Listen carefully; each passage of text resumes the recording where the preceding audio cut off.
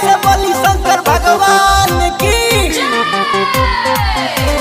बोल बाबा बोल बाबा जय शिव बोल। बोल बाबा बोल बाबा जय शिव बोल। कान्हा पले कमरवा अरे भौजी कान्हा पले कमरवा ए भौजी देव घर चल हो। कान्हा पले कमरवा ए भौजी देव घर चल हो। सच कैल बाबे तर बरवा सच कैल बाबे तर बरवा ए भौजी देव घर चल हो। प्रेम से बोली शंकर भगवान की। बोल बाबा बोल बाबा जय शिव बोल।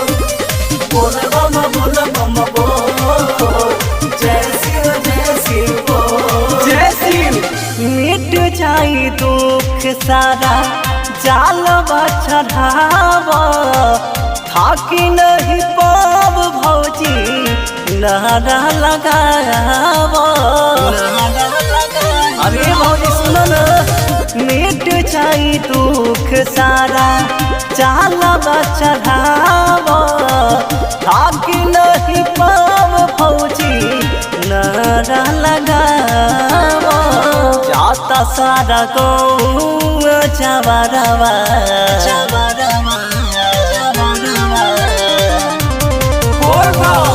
जाता सारा गौआ चबरवा ए भौजी देव घर चल हो।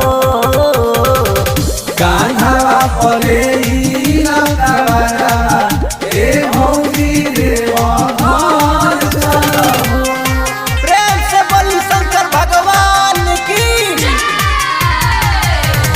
बोल बाबा बोल बाबा जय शिव बोल। बोल बाबा बोल बाबा जय शिव बोल। जय शिव बाबा के मही हवे महान हो। जाने ला सागरी दुनिया जहान हो। अरे सुनो हो बाबा के मही हवे महान हो। जाने ला सागरी दुनिया जहान हो। बन रही घरावा दुबरवा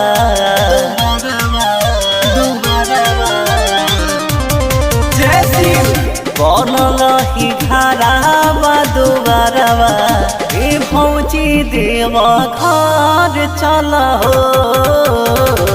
कान्हा पले ए भौजी देव घर चल हो। प्रेम से बोली शंकर भगवान की।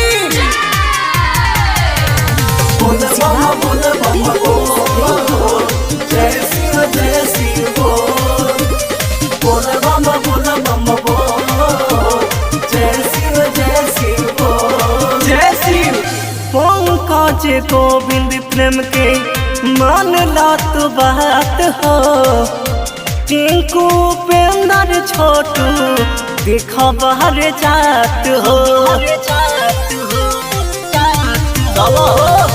पंकज गोविंद प्रेम के मान लात बात हो।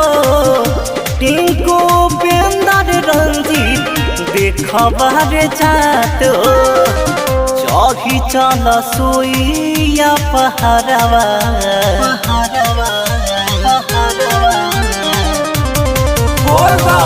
चढ़ी चल सोइया पहाड़वा ए भौजी बाबा धाम चल हो। कान्हा पले ए भौजी देव घर चल हो। अरे चलो मुखियो जी साथे में बनी। सोनू रिकॉर्डिंग स्टूडियो पुछड़ी बाजार।